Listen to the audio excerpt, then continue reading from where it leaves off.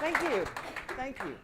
As Mindy mentioned, I am Leanne Kelly Christensen. I am the Deputy Director for Adult Protective Services for the statewide program. I wanted to give you a little bit of background so that you know that I'm just not some newbie in this job. I've had one job pretty much since I graduated from college many years ago, and that has been with the Department of Children and Families. I started out as a food stamp worker. I became a welfare worker. I'm going to use that term very loosely, for some pretty remote towns in Escambia County, specifically up in Century, Florida. I don't know if how many of you are familiar with Century, Florida. I then worked for Child Support Enforcement, which was at that time a part of our department, now part of the Department of Revenue. I then became a child abuse investigator and did that for 4 years. I was an adult protective investigator for 7 years, an adult protective investigator supervisor for 5 years, and then I became the program administrator for All Circuit 1. I was that for about a year and a half before our current director, Robert Anderson, tapped me to be his deputy director. I've been in this role for 5 years. I write the policy, I update the policy that is used statewide for our adult protective services investigations and our services, as well as I am the legislative guru, the policy guru, and the trainer. So that's everything I do. I pretty much know everything there is to know about adult protective services. The one thing that is absolutely a constant in all of this is that I can't write policy for every possible scenario that's going to occur, because no two cases are ever the same. That being said, Mindy, I think, and Allison asked me to come and talk to you today about mandatory reporting, and there's been some pretty exciting changes within our department as far as reporting, which y'all will probably like. So I'm going to kind of get to that right now. Hopefully I can work this.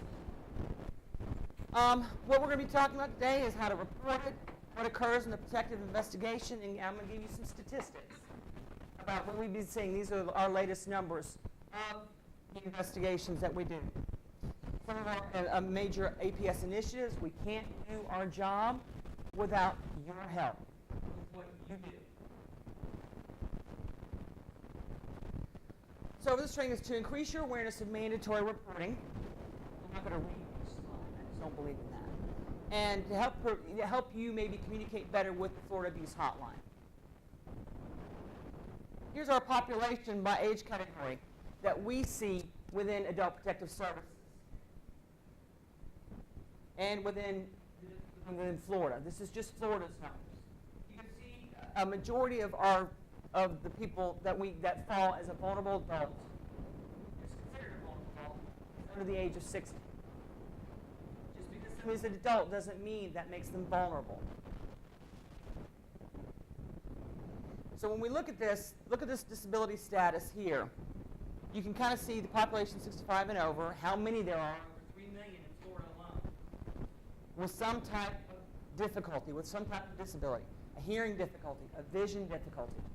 And we're not talking about, oh, I'm having to move the book further and further away, and that's corrected by, the cheater glasses that you get at Walmart. I do. But we're talking about severely impaired to the point where it impacts their ability to conduct their activities of daily living.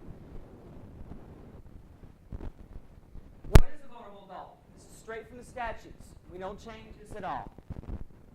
Person 18 or older whose ability to perform their activities of daily living, to be able to protect themselves, is impaired due to mental, emotional, sensory. It's got a whole bunch in there. But the bottom line is, how many of you know an 85-year-old who functions just fine?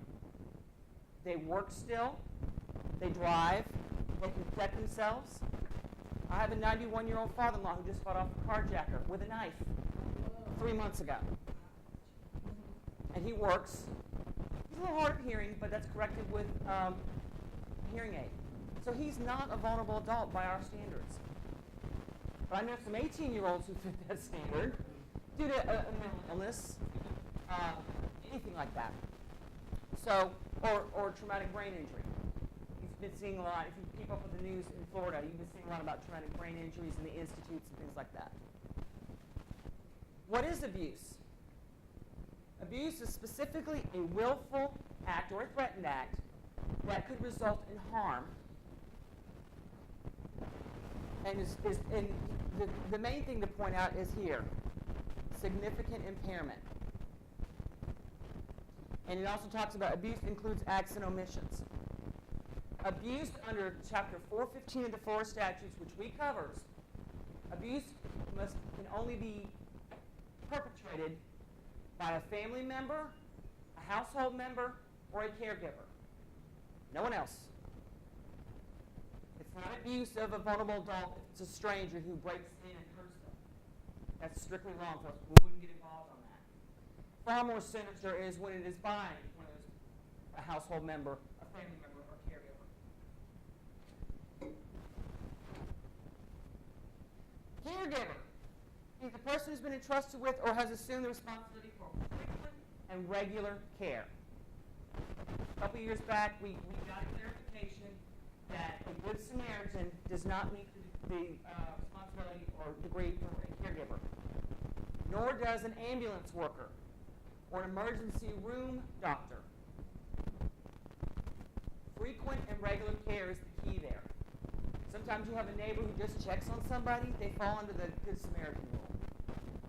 Now, if they tell us, yeah, I told them I would bring them dinner every day, or I would check on them every day, or I would do their shopping for them every week, that meets caregivers. So it's still a little hazy, but it's probably about the best we can do right now.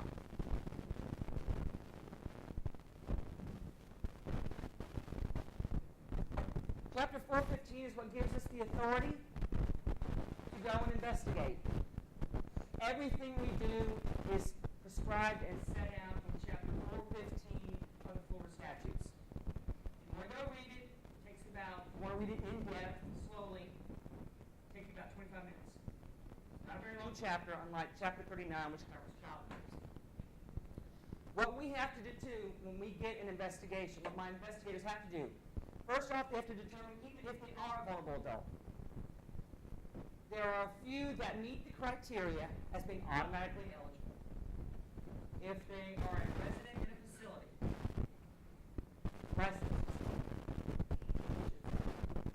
if they have a diagnosed developmental disability, automatically eligible. They have to determine, based on their investigation, if that person has in fact been abused, neglected, exploited, or is the victim of self-neglect. And that's a big majority of the cases we do is self-neglect. And then we have to determine if assistance is necessary, or needed, or wanted. Lots of times we get involved, and this gets into more or less my investigators determining capacity to consent. But we get involved, the vulnerable adult is self-neglecting in some manner. I'm not saying that. I said they don't need to. And it's a breast medication. I use insulin, heart medication, oxygen, smoking on oxygen. That's always my favorite. But they have the ability, but we assess their mental status, and they're capable of making decisions. They may be even wrong decisions. And we have to respect that. That's set out initially in the intention of 415. And it's restrictive and honoring the choices that people make, even if they're bad choices. Now, the moment they begin to lack capacity to consent, however, we will do something. But often, these problems are often complex and hidden. All of us here knows how often abuse, neglect, and exploitation of elders or adults with disabilities go unreported. They're ashamed, scared, they're afraid to come and take them and put them in a nursing home, or take their house. We do everything we can to keep them in their home safely. And that's why Yelp is such a bad part. Because oftentimes when the service is in, we can keep them in. They're happier, we're happier.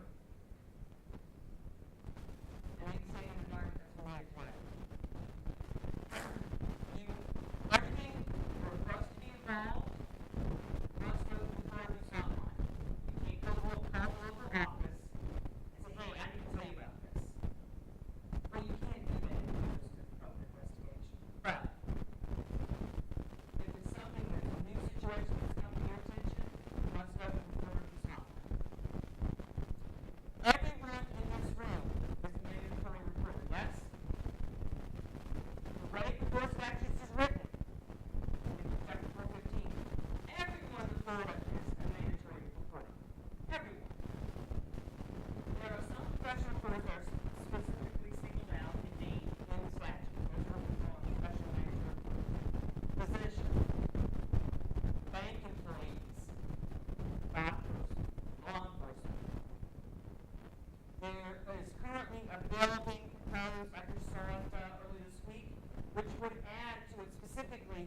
employees of the Department of Elder Affairs, employees of the Agency for Healthcare Administration, they may become part of that list of federally mandated employees. So, when do you report? Good question. I know what the statute says, which is, if you have a reasonable suspicion that abuse, neglect, exploitation, or self-neglect has occurred, you have to report it. These hotline counselors are trained specifically on both adult policies and child policies. They sometimes get the two confused, but I work with them on that. But by and large, they're pretty doggone good about it. And they're going to ask a lot of questions if you call the 1-800-96-ABUSE hotline. That is open 24 hours a day, 7 days a week, 365 days a year. It never shuts down, ever. For the fiscal year 2011-2012, my staff investigated over 45,000 reports in the state of Florida. Does anybody have any idea how many investigators I have? It feels like that sometimes. Statewide? Well, let me put it this way. Child abuse has over 1,500 child abuse investigators. I have 266 when I'm fully staffed, and we are never fully staffed. There's always an opening somewhere. So they're pretty busy. I'm going to tell you now, if you do make a report or you have an information report or something that's going on with one of your clients that you know an investigator's involved, you can call the investigator. Odds are you're not going to get them on the phone because they're out in the field. They're out working a lot. Your best bet is to call their supervisor. Anytime you talk to an investigator, I would recommend that you ask them who is your supervisor's name and number in case I receive additional information. If they give you a hard time about giving you that information, please let me know. So what are the indicators of abuse, neglect, and exploitation? Let's get there. We talked about this. Abuse means a willful act or threatened act by a relative, caregiver, or household member, which causes or is likely to cause significant impairment. And when we talk about abuse, includes acts and omissions. We're talking about the willful element. And I'll give you an example of a difference between abuse and neglect. A caregiver, maybe a daughter, granddaughter, forgets to pick up the medicine or forgets to give the medicine. Maybe her child is sick and she's trying to care for an elderly parent who may have dementia, but it's a life-sustaining medication and they simply forget. Is that abuse or is that neglect? Absolutely. Now let's take it a willful. The same daughter, the same example. Now the daughter decides, I just cannot make ends meet. But mom's got this $500,000 life policy, so I'm not going to give her medicine for a while. And maybe she'll die. That's when it crosses over to abuse. It's willful. It's hard to prove, but it's willful. Again, neglect means the failure or omission on the part of the caregiver or vulnerable adult to provide the care, supervision, and services necessary to maintain that person. Neglect is also they fail to protect somebody. I can give you an example of a vulnerable adult. She was 19, developmentally disabled adult. And her 14-year-old brother burned her with a curling iron. Now, of course, we got it for abuse. But in working with law enforcement, we also charged mom with neglect for failing to protect that vulnerable adult. Got to have the ability to protect. That also applies to our facility reports. We look very hard at that, particularly while we don't investigate, per se, a resident getting into a fight or scrap or something like that. We will look at, did the facility have any idea that this might occur? And did they take any steps to protect the other residents? Neglect can be a repeated conduct or a single incident. I call it the stupidity because really, I just didn't think. I just didn't think. And it could be a single incident. If it's a single incident, it must result in a serious, or, reasonably be expected to result in a serious physical or psychological injury or a substantial risk of death. A single incident maybe of a caregiver leaving a bedbound person in the home, and maybe the fire breaks out. And the person doesn't die, but that's pretty egregious. Oh, I didn't think. I just ran to the store. Exploitation's a doozy. We're talking about financial exploitation. Exploitation means that somebody uses intimidation, threats, or tries to trick somebody into giving up their funds, their assets, whatever. But this can only be done by a person who is in a position of trust and confidence. I want you to think about that. Who do you trust with your money and your belongings? It's a pretty small list. Who do you have watch your house when you're gone? A caregiver does fall in that. If you're trusting somebody to take care of you, they fall into that position of trust and confidence, obviously. Family members, not so much. Really depends on what the relationship is between them. You can have a strange son who's been gone for 25 years. He's probably not going to be considered under a position of trust and confidence. What do we call them? The scam artists, the lottery, the Canadian lottery. We do not take those. We do not investigate. That's straight law enforcement. What we're concerned about is the people who particularly try to worm their way in closer to basically clean them out. There is an exception to the rule: a spouse. A spouse cannot exploit. Why? Because in Florida, it's shared property. What is the spouse's is that person's. So if the 20-year-old wife with the 80-year-old husband, and she goes and cleans out their joint account, that's her right. Because that property was hers. Just as much as it was his. That's where it starts to get a little tricky. So by and large, we do not investigate spouses.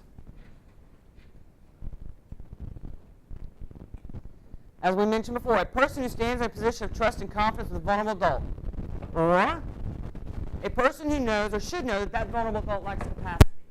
A little tougher, but generally that gets down to a family member, maybe a remote family member, saying, oh, this person's kind of got Alzheimer's or dementia and won't remember this. So here, would you sign this? And would you sign this check for me? I need to go pay your bills. And they knew that person didn't understand what they were signing. You see that a lot with durable powers of attorney. May not always be known by the victim. Bankers. That's a position of trust and confidence. Attorneys. We've gone after we've had some pretty high profile cases in recent years of attorneys exploiting. There was one, Teresa helped me, who was the John Searcy. John Searcy was an attorney in Pensacola who billed himself as the elder attorney, and he took millions from about 40 or 50 victims. He went to jail. It's not an easy case, by the way. Abusers are often a family member. Here's our statistics based on what we find. Most likely a female, likely to have a history of mental disorders. Substance abuse or alcohol abuse, that's another big factor. Got to pay for that habit. Poor financial situation, critical others, and lack of understanding. These are the things you should know and be aware of. When you're talking to a family member, and they just don't seem to get it, and they just don't seem to really care, and you have that should start raising some red flags, and you should need to keep a closer eye on that situation. My investigators aren't there all the time. Y'all have far more interaction with our vulnerable adult population and their caregivers than we do.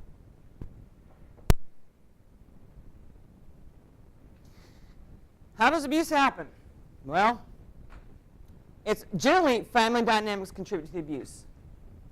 There is no law anywhere in the United States that requires family members to take care of vulnerable adults.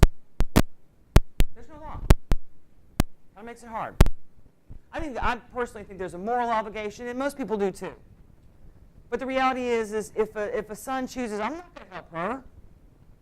She treated me awful as a child, or she abused or neglected me as a child. Why should I help her now?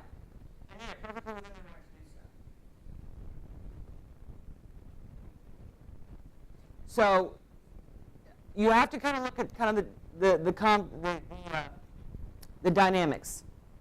What about domestic violence? Think about this. If a son abuses his mom and he's the caregiver or he's a household member, whatever, that's not only just abuse of a vulnerable adult, that's domestic violence. And there's a whole range of laws that apply to that.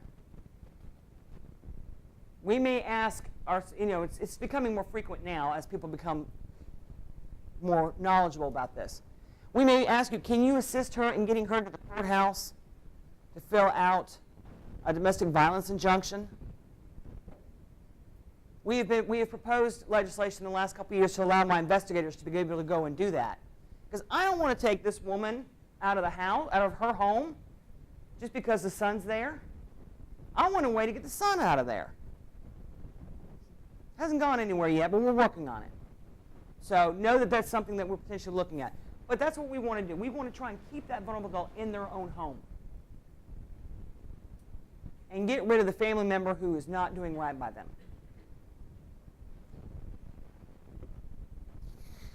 As we talked about earlier, some of the barriers to reporting. You often encourage our victims to report, the vulnerable adult to report. Again, oh, I want to be self-sufficient. I don't want to bother anybody. Oh, I'm ashamed. I don't want to get my son, granddaughter, grandchild, niece, nephew, whoever it is, in trouble. If I report this, I won't be able to stay here, or I'll have to go in a nursing home. They'll take me away. They'll take my home away. Please, please, please spread the word. The Department of Children and Families do not take people's homes. We do not take property. What we do insist on is that their money and their assets go to pay for their care.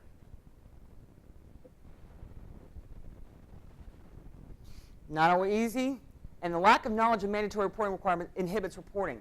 We did a poll last year at a training event we did.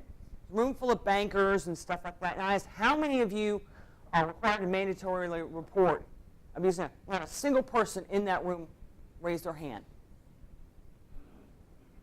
And I went, you all are. You're on inspector, you're professional mandated reporters. So a lot of even attorneys don't seem to know that they are required to report. I've had some physicians tell me that. They know they're to report child abuse, but not an adult with a disability or a vulnerable adult. What do you need to give me when you call the hotline? I need their name. I need a street address.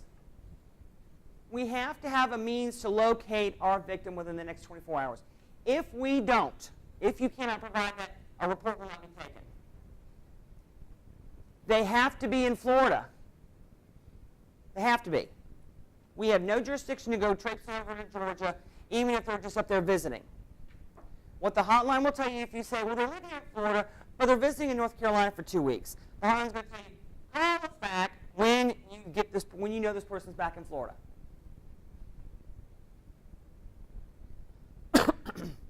Description of the abuse, neglect. What happened? Think of your 5 W's. I think I've got that on the slide a little bit later on. Who, what, where, when, why, and I'm going to throw in how. What happened? You know more about, when you file a report, you know more about the dynamics of what's going on in that house than anybody else probably, except for the actual household members. Doctor doesn't know. We want to know who's responsible. Who caused this abuse, neglect, or exploitation? If it's self-neglect, we're not going to ask. We don't have alleged perpetrators in self-neglect.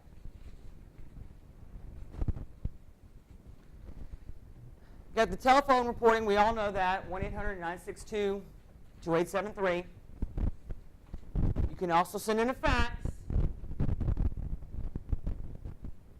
When you call by phone and file a report, the hotline counselor will tell you, yes, we're taking a report, or no, we're not. With facsimile, you're never going to know that. You're never going to know that. The online reporting, please note this right down here, down below. That's going to become your new best friend. That just recently changed. So much easier to file a report online. If you go to this website now, you will be given an option. You can either sign in as a guest, in which case you will be anonymous, or you can create an account. And for those who are professional reporters, I have an account. I report abuse a lot, or neglect or exploitation, because people call me, and I'm a mandatory reporter.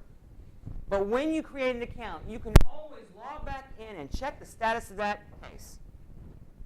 All you're going to know is whether it's currently open or not, or whether it's being investigated or not, or whether it was screened out. It's screen in or screen out. So that's a way for you to go in and check. Hey, they did accept it for a report, or no, they didn't. And maybe you get more information that might make that requirement there. They just revamped this whole website. You get a series of questions. This is what they call a hotline transformation. But they created a series of questions, a lot of questions, that will ask you to try and pull and glean as much information from our reporters as possible. I would highly recommend that. It's much faster. And one of the complaints we got was, I don't know if a report was taken. I don't know if a report was taken. By going online, you can, and if you create an account, you can do that. If you sign in as a guest, you will never know. You will never receive that information. And that is intended more for the anonymous reporting.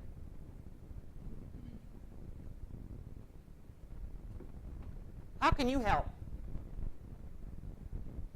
Don't be afraid to ask questions. If something's raising a red flag, don't be afraid to talk to the vulnerable adult or even to the alleged perpetrator. What's going on? They might be requesting assistance and not knowing how to do it. If the victim is in danger, please call 911 first. You can always call us second. But if you need some help now, like this minute, call 911. My investigators have two response times. They have immediate and 24-hour. An immediate, my investigator tries to make contact or see our vulnerable adult or victim within 3 hours of that report being screened in by the hotline. All other ones tend to fall under 24 hours. By and large, exploitation is never an immediate. It's almost always going to be a 24-hour report. If you do call the hotline and you're questioning what the hotline counselor is telling you, no, we can't take this report, and you feel strongly that it is, please, please, please ask to speak to a hotline supervisor or a call floor manager. There's been some iffy ones. The hotline calls me almost on a daily basis, say, Leanne, we got this, we're not sure. And I'll say yay or nay based on whatever the situation is going on.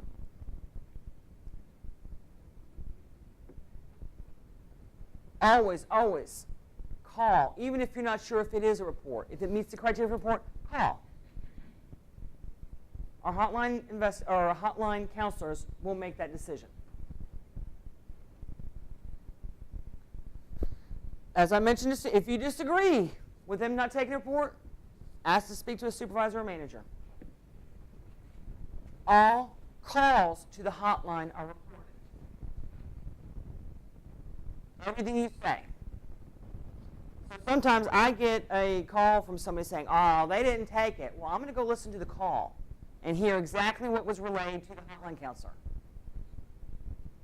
And 9 times out of 10, I find out what was told to the counselor is not what was being told to me. Usually by the time it gets to me, there's more information there. And I will tell the person, with this additional information, call the hotline again. You may not have had enough information for it to meet the criteria for an acceptance of a report when you initially called. But now that you have more information, yeah, it probably would. Here's a protective investigation process. As I mentioned, our commencing investigation is not when we call the reporter. It's when we actually physically leave and go try to see our vulnerable adult, our victim.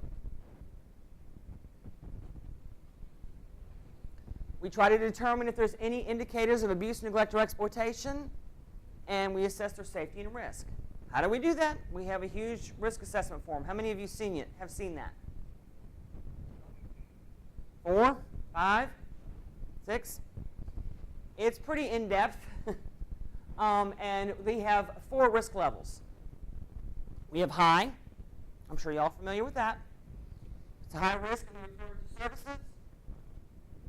You have to respond and get some services in within 72 hours. Intermediate. Some things going on but it's not I don't think they're going to die immediately, or something bad is going to happen, or that the abuse or neglect is going to continue. We have low, which means a lot of them are low, honestly. And then we have not applicable. Can you guess when we use not applicable? We do investigate deaths. If the allegation is abuse, neglect by a caregiver, family member, household member. Neglect, by the way, can only be by a caregiver. So we have about, I think there's 60 or 70 elements in our facility within our risk assessment. We have an in-home risk assessment and a facility risk assessment. Within 6 days of that report being received by the hotline, my investigator must complete an initial safety assessment and submit it to the supervisor. Most of the regions or most of my staff have actually adopted a shorter time frame. They'll say 5 days to make sure they don't go beyond that. Anytime something changes in the situation, they have to complete a risk assessment. They have to update it, change it. If the case is more than 6 days old and there are any kind of findings, they have to do a closure risk assessment. What's it at closure? Does anybody know how long we have to investigate?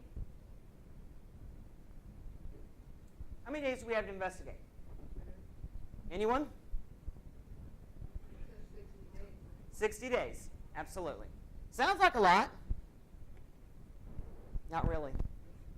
Not when it's exploitation. Law enforcement doesn't have a time frame to complete their investigations, nor does the medical examiner.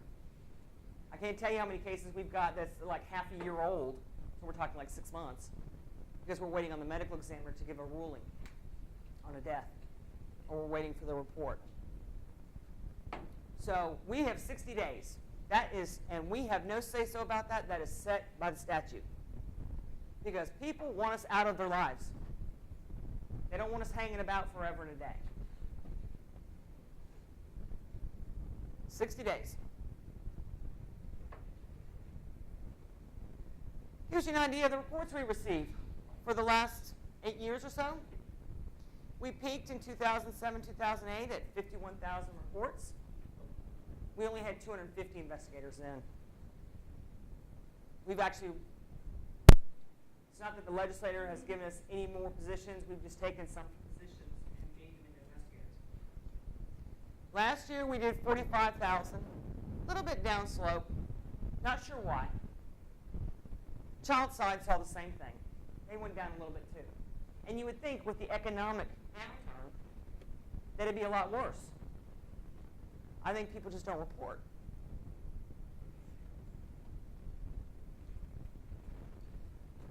Our number one maltreatment. Up there at the top, I don't know if y'all can see it, it says self-neglect. That is our number one. Why? Vulnerable adults are not required to be cared for by their family.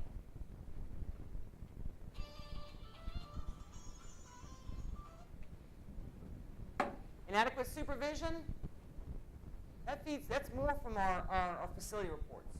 We investigate every single facility in this state, with the exception of federal facilities, that should be your VA hospitals, Some of you VA nursing homes, VA clinics, and jails. We investigate every mental health facility, every hospital, every nursing home, every assisted living facility, every unlicensed facility, adult family care homes, day treatment programs, home health care agencies. We investigate them. We investigate y'all. Some of the providers who provide services. And our number 3, I did the wrong thing. Exploitation. That's a big one. Who's got the money? Generally, it's elderly. They're the ones with the money. And it goes on down. You can see, and this is just for 2011, 2012, 14,000 reports, self-neglect, and it gives you the numbers down there. We investigated 187 deaths last year. That's what most law enforcement do.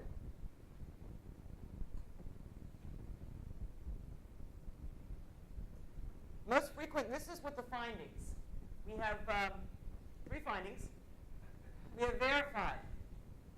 There's a preponderance of evidence that that the abuse, neglect, exploitation, or self-neglect has occurred.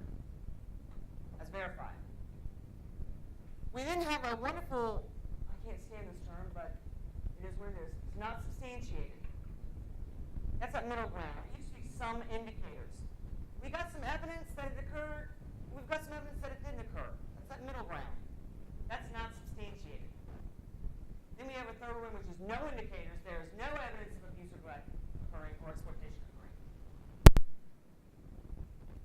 Far away, our biggest verified, inadequate supervision. Why? Because that's in facilities. Lots of witnesses in facilities. A lot of facilities have cameras. Almost all mental health facilities have cameras. That's why it's so easy to verify supervision. Exploitation comes in second, or actually it comes in third. Physical injury comes in second.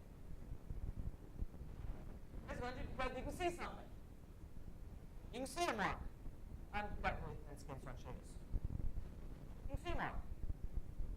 I'm saying, oh, my caregiver was rough with me. Actually, this is a dog too. Puppy. I have a new puppy.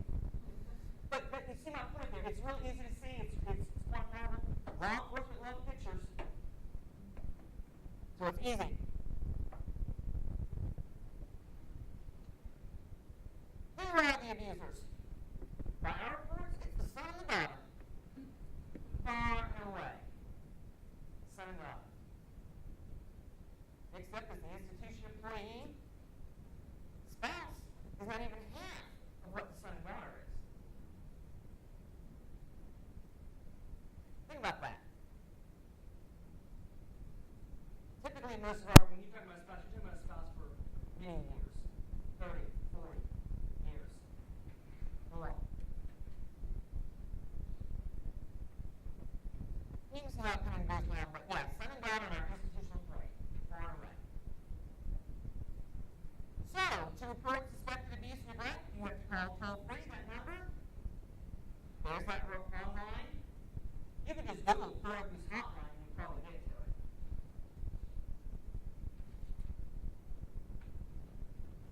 Provide as much specific information. How can you help us provide as much specific information as you can? You know, the correct name and spelling often helps. We use fast often, we don't use correct spelling. Accurate demographics and location. They're always going to ask you, where is this vulnerable adult going to be within the next 24 hours? Who can back up what you're saying? Well, so-and-so, the neighbor was a witness to this.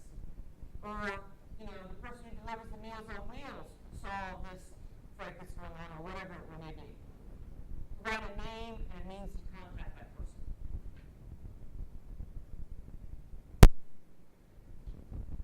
Essential information regarding the allegations.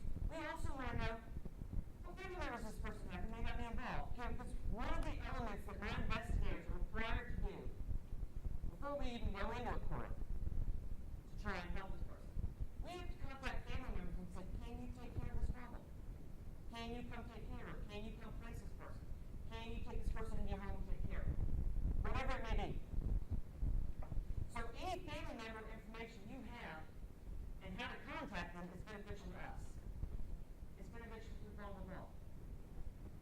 whether they're required to help, but we have to ask them.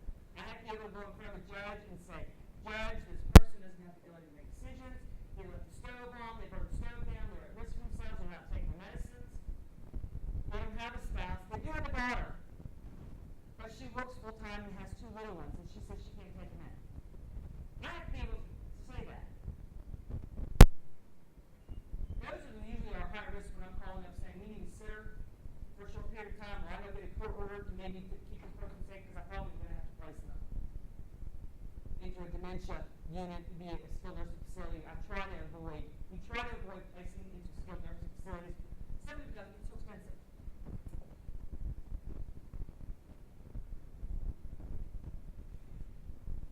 As I mentioned before, provide accurate contact information. Any information you provide, phone numbers, addresses, any of those things, and I think I mentioned this, the who, what, where, when, why. Why do you think this abuse occurred? Why do you think this neglect occurred? Is it because the alleged perpetrator has a drug problem, substance abuse problem, we're not partying?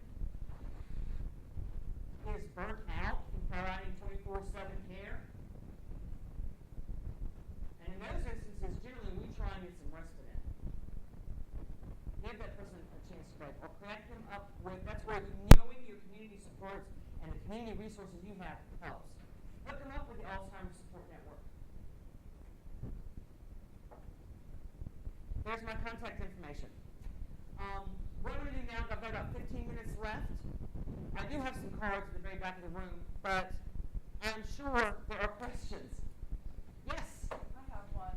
In child welfare, they actually file petitions for kids that are going to be Dependency petitions. petitions.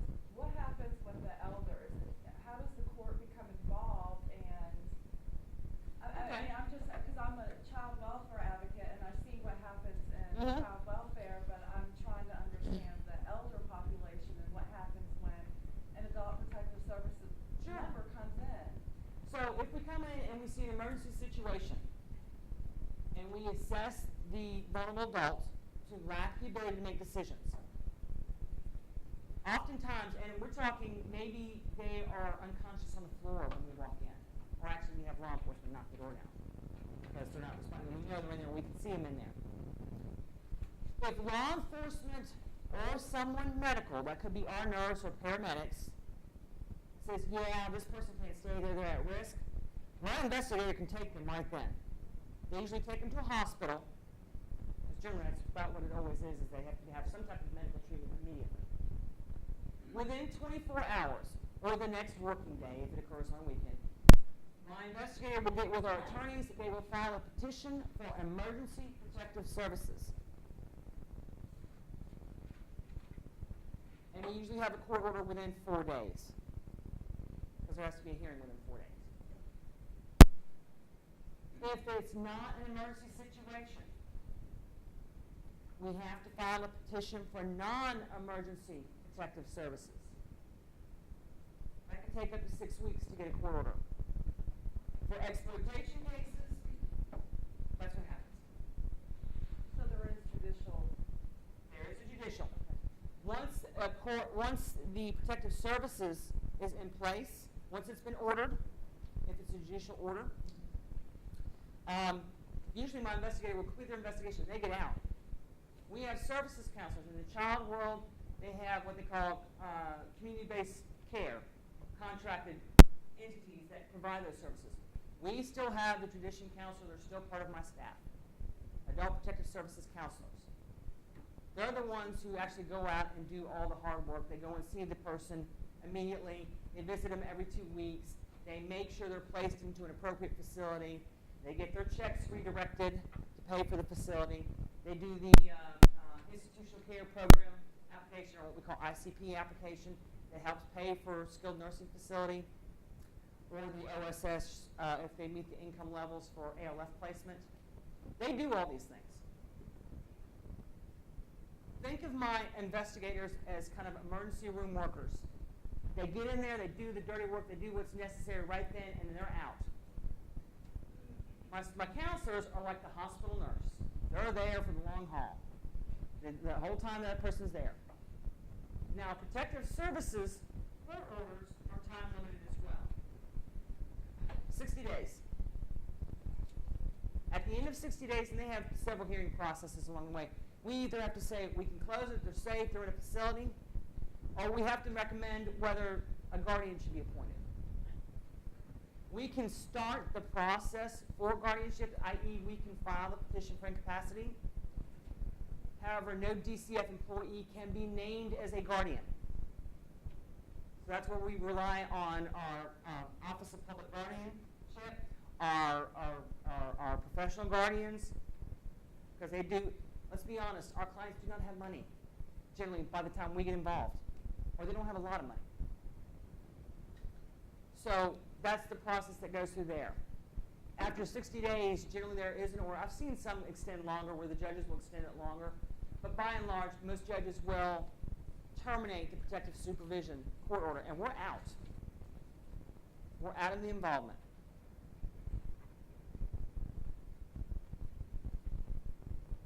So then we also have where we can go in non-judicial. Maybe we go in and the person has capacity, but they're in a bad situation. They may agree to protective services. That's what we call voluntary protective services, and we help them as long as they're willing to allow us to. And that is a key element of what we do. We cannot take any action or do any services without the permission of that vulnerable adult if they have the ability to make decisions for themselves. And I know all of y'all have probably heard this or seen this. To get rid of my investigator, they'll agree to services, and then we do the referral, and AAA's calling us mad because they're like, well, they refuse services, they don't want any part of us. Well, what a shock, they lied to get us out of there. But that's their right. And we just, as soon as you call my investigator, generally they're going to go back out and try and talk them into, hey, this is not safe. If not, we're just going to leave you at high risk. But the bottom line is we'll close it because you're not allowing us to do what it takes to keep you safe. So you can see the capacity to consent assessment is a very key part of the investigation that they have to do. And we have disagreements about whether somebody has capacity to consent or not. My investigator may go out there in the afternoon and that person is so confused. And then the services worker will go out in the morning and they're just as sharp. They can recite everything. They know everything. Our capacity consent is a little snapshot in time. Capacity consent can go in and out, particularly if you're if you're vulnerable is mentally ill. So that gets a little tricky. So they do the best they can. My investigators are not always right. They do make errors. But this is somewhere where it's critical. If they have any doubts about somebody's ability to make decisions, they're going to go to a higher authority.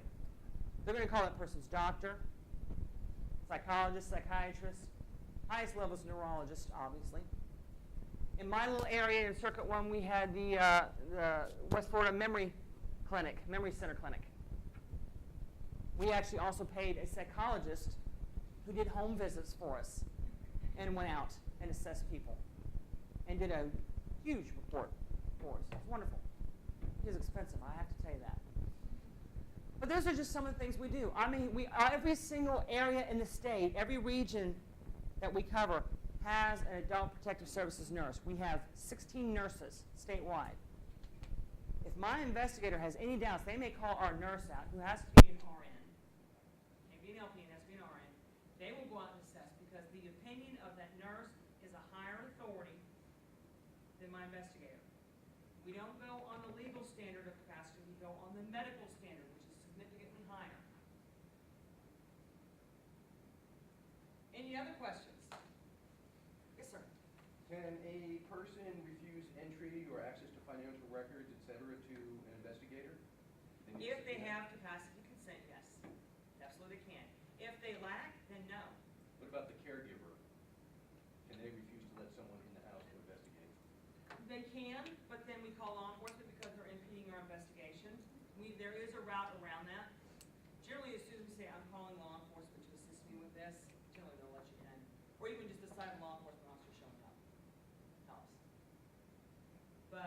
Yeah, we have some people, if they interfere with our investigation, they can be arrested. Yes? Also, a power of attorney question, we'll get a call from maybe a child out of state, the in-state child has power of attorney and has suddenly sold off the house and the family jewels and all of that. I wonder if, durable power of attorney is almost an absolute, willingly. Where you have that power of attorney authority, can you proceed with anything? Oh, yeah. Oh, absolutely. The durable power of attorney has to show that they are acting in the best interest of their person. Now, they may be selling those assets off to put into a fund to help pay for this person's care. That's perfectly legit. Or maybe prior to them becoming, or after, the only thing I can do is I can give you an example. And I'll use myself so that there's no confidentiality. My mother is a type 1 diabetic. She's 73. She's wonderful. She has all her limbs, her eyesight, everything. But when her blood sugar bottoms out, as it will do on occasion, I have to go and reboot her brain by calling 911 and getting glucose in. Knowing this, about 15 years ago, she made me her durable power of attorney. Now, I have never used that durable power of attorney. It's there. The banks know about it. She'd kill me if I ever touched any of her money. She'd beat the crap out of me. I know this. I have that healthy fear that a child still has for a parent. But let's say, I don't go and watch her finances. She still drives. She still, lives independently. But maybe she gets hooked on the Home Shopping Network and runs herself into the ground. Has no money to the point where she can't get her insulin anymore. And maybe somebody calls me and tells me this. So I may sell her truck, sell her house to move her in with me, and I use that money to pay off all these debts she's accrued. That's perfectly acceptable. I'm using that money to ensure she's safe by bringing her into me. And I can charge a fee for taking care of her. I wouldn't, but I can. I could use some of her money to pay my mortgage if she's living with me. I could use some of her food or some of her money to buy food for my house if I'm feeding her. I can put gas in my car if I'm driving her to her doctor's appointments. Everything has a consequence. And what we see often, though, is the ridiculous. I'm going to charge $5,000 a week just so I can keep him in my home. That's a bit ridiculous. And what we go by is what the prudent person, you hear that a lot. That's just the average Joe. Would an average Joe, would they think that's excessive? I think so. Or $5,000 simply to make sure she goes to the doctor once a month. But it happens. It happens. This is where, and this is another thing, and I can't stress this enough to you, when you are talking to your families or people that you are serving, emphasize that it's very critical that they keep open communication with their families. They should know who is the durable power of attorney. Make the decisions open. That helps to avoid, well, I didn't know that she was selling off the house. That happens. And we have a saying in APS, you may have heard me say it, and it's kind of crude, but it's true. If you got the money, you got the body. If you're getting the money for that person, you are taking on the responsibility of making sure that person's taken care of. Be it a durable power of attorney, a general power of attorney, which ends, by the way, when somebody loses their ability to make decisions. That's why it's very critical about that. Jumpstart, have you heard of Jumpstart power of attorneys? Yeah, or Springboard. I call them Jumpstart. Those are now illegal, I believe, in Florida. They're not recognized. That's where you sign a durable power of attorney saying, when I lose the ability to make decisions, this person is now my power of attorney. They're springing ahead. Those are illegal now. General power of attorney is usually from the time the person signs it to when they lose the ability to make decisions. Once they lose that ability, that general power of attorney is no longer valid. Durable power of attorney goes beyond that. It ends at death. And we get, a lot of requests for information. Well, I was durable power of attorney. So I want a copy of your report. Well, is the person alive or? Yes. Then I can give them a copy of the report. If they're deceased, no, I'm sorry. Only the executor of the estate can get a copy of our reports. So there's a difference, and you need to be aware of what those are. If they just print out a power of attorney from the internet, chances are that's a general power of attorney. A lot of banks, because of the problems with exploitation from durable power of attorneys, won't even accept them anymore. Not all of them, but a lot of them won't. Okay, any other questions? Are there any exceptions to the 60-day rule if you're investigating a death and we can report? That is an exception, yes. Yes, because toxicology results with the medical examiner's office generally take 6 to 8 weeks or longer, which certainly exceeds that 60 days. That's what we call an allowable. We have authorized investigations to go longer for some particularly snarly exploitation cases, because getting records from a bank or from Social Security or from the VA is just, it's hard to do. It's hard to do. There's somebody over here. Yes, ma'am. My supervisor wanted me to ask if you could get a copy of this checks. I'm sorry? My supervisor wanted me to ask if you could get a copy of this presentation checks. Okay, that would be up to Mindy, I think. I know I'll be doing a webinar. We're also filming this, so Yes. we'll be able to see the. She can see the video. Yeah. It would be great to have the PowerPoint, just, you know, you can like write it on our laptops, you know, 'cause the video's great, but how, you know, it's not gonna be that easy to access coming out of just the PowerPoint. Yeah, we just update the numbers every once in a while, every year or so. But nothing's really changed as far as mandatory reporting. You know when you have to report for a vulnerable adult, and that's pretty much it. Yes? So, if you're gonna report, abuse or neglect, you have to have some kind of proof or evidence and information. Well, what gives you the reasonable suspicion? But for exploitation, it's more suspicion. If the person's telling you that somebody's taking their money and they won't give you this and they won't, that they're taking my money, I mean, do you need, what kind of proof do you need? That's fine. Call the hotline and say, this person's saying they're stealing my money. I mean, that's reason enough. That's reason enough. Okay. Or we sometimes get a lot of questions, and it's not from this group. I get it from facilities. My bill's not being paid. We're not bill collectors. That's not what we do. Just because your bill's being paid doesn't mean, that's not a reason or suspicion for exploitation. That's a good question. We've got a switchboard question. If somebody says the company is taking their money, that would be law enforcement. That would be law enforcement. If they say, my daughter's Stealing from you? Yes. from that wouldn't be law. That's because they are in a position of trust and confidence. And the hotline will say, is she a caregiver or whatever? And a family member is a position of trust and confidence because most people trust their family. Particularly sons and daughters. Remember that little stat up there? Who's my perpetrators? Sons and daughters. Yeah, in that example that Liz just gave, if they call the police, would they still be stealing them? Hopefully. Not always. Not always. I still keep trying to reach out to law enforcement, and that's always a problem for us. When in doubt, if you know you are a mandatory reporter, and all of you are, you can always call law enforcement, but please call the hotline. Yes? Even if it's an exploitation by a non-relative, the Is it a scam artist- position of trust and confidence?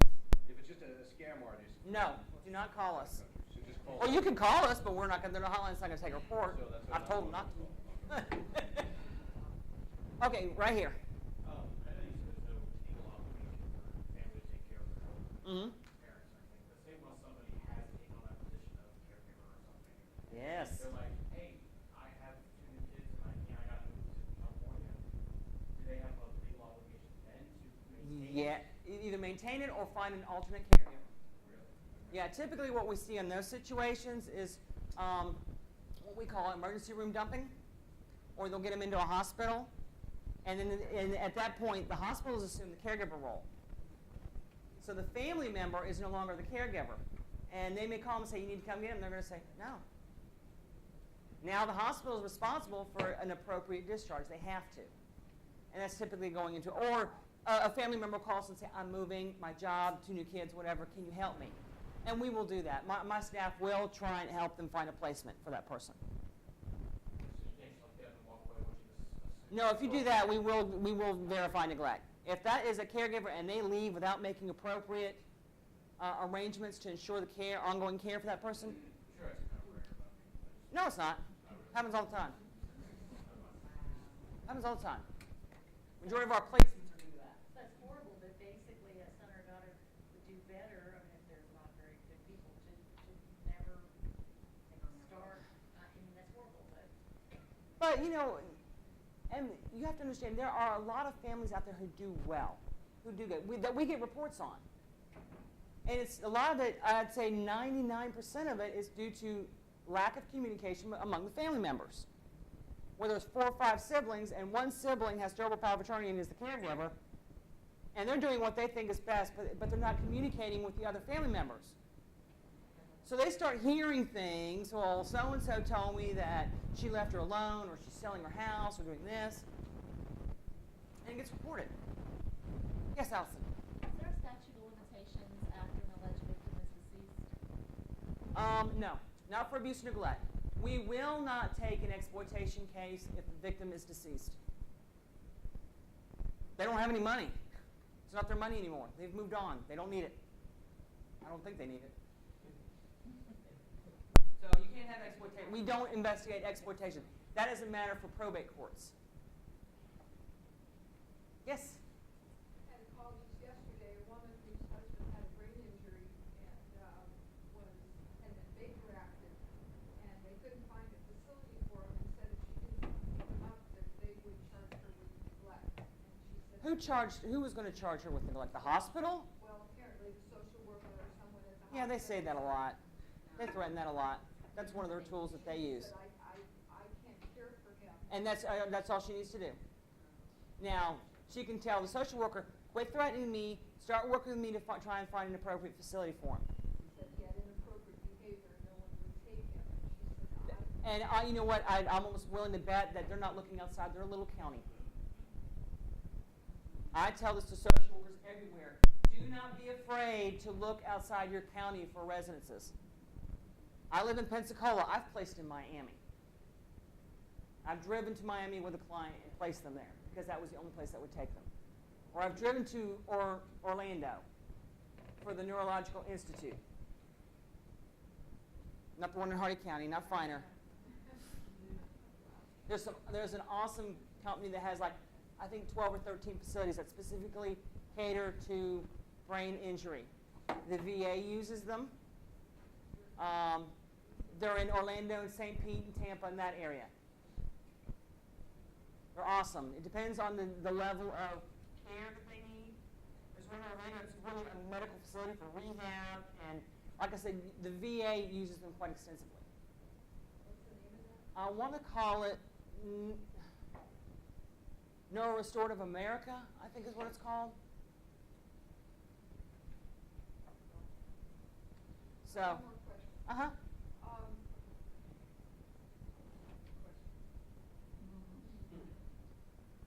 Oh, I know, on the switchboard, the reporting thing.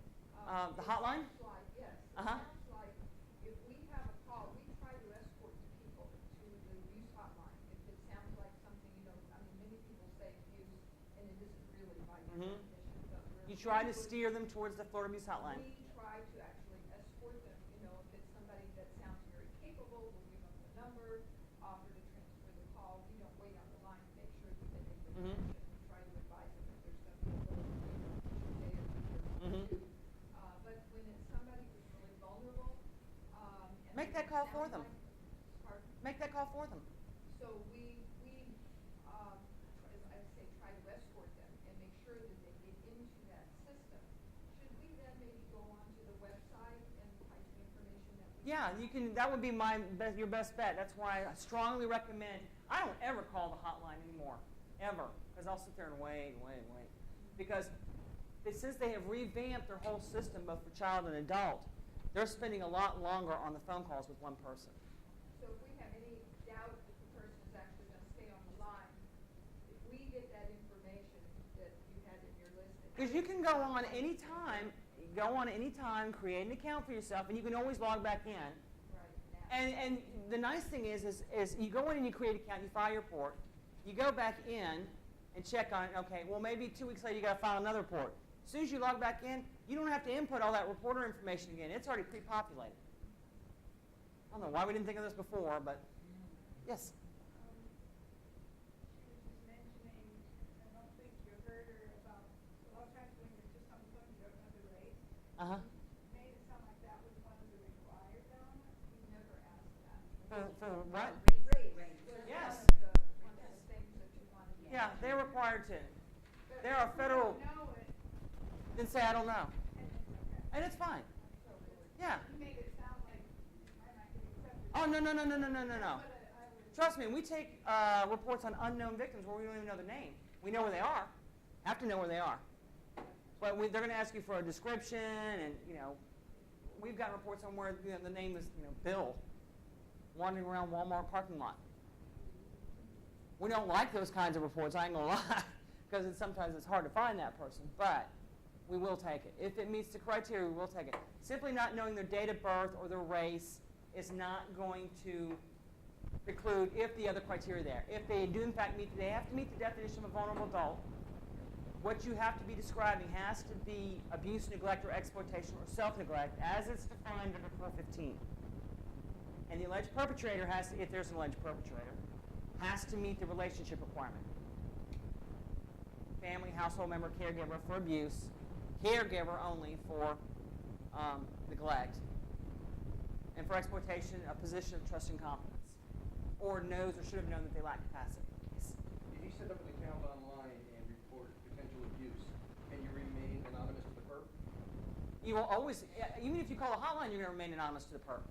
We do not share, contrary to what popular believes, we do not tell perpetrators or victims who the reporter is, ever. The only time a reporter's identity is not kept confidential is if it's a false report and the state attorney's pressing charges. You see that a lot more on the child side because child custody issues, things like that, divorces. You see that a lot. Harassment. With ours, it's, I want to get the body, I want to get the money. Kind of thing, I want to get the money. So, but that's the only time.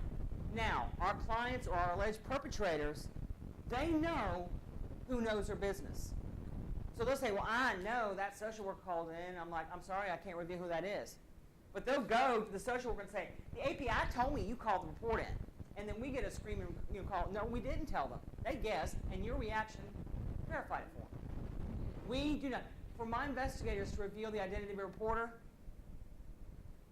is a crime. My investigators will be fired and arrested for that. So they don't. They better not. We've only drilled this into them for the last 20 years. Even when I was an investigator, long ago, yeah, we just never. Even if it goes to court? Even if it goes to court. Now, I'm not going to, and I've actually had a judge tell me, who's the reporter in this, and I stop, and I'm looking at my attorney going, you need to step in because I'm not allowed to reveal this. And that's usually what our attorney will do. In fact, my attorney did that, going, I'm sorry, Your Honor, but this is, So that's what we do. We do not reveal the report. They guess. My thing, I used to tell everybody it was all anonymous. I was anonymous. I didn't care. So, as long as, because I did not want any kind of relationship, because usually whoever the reporter is has a relationship with the victim or the alleged perp. And I didn't want that relationship to end necessarily because, they're going to continue to tell my reporter more things. Or, my reporter may be able to help out if they're providing services.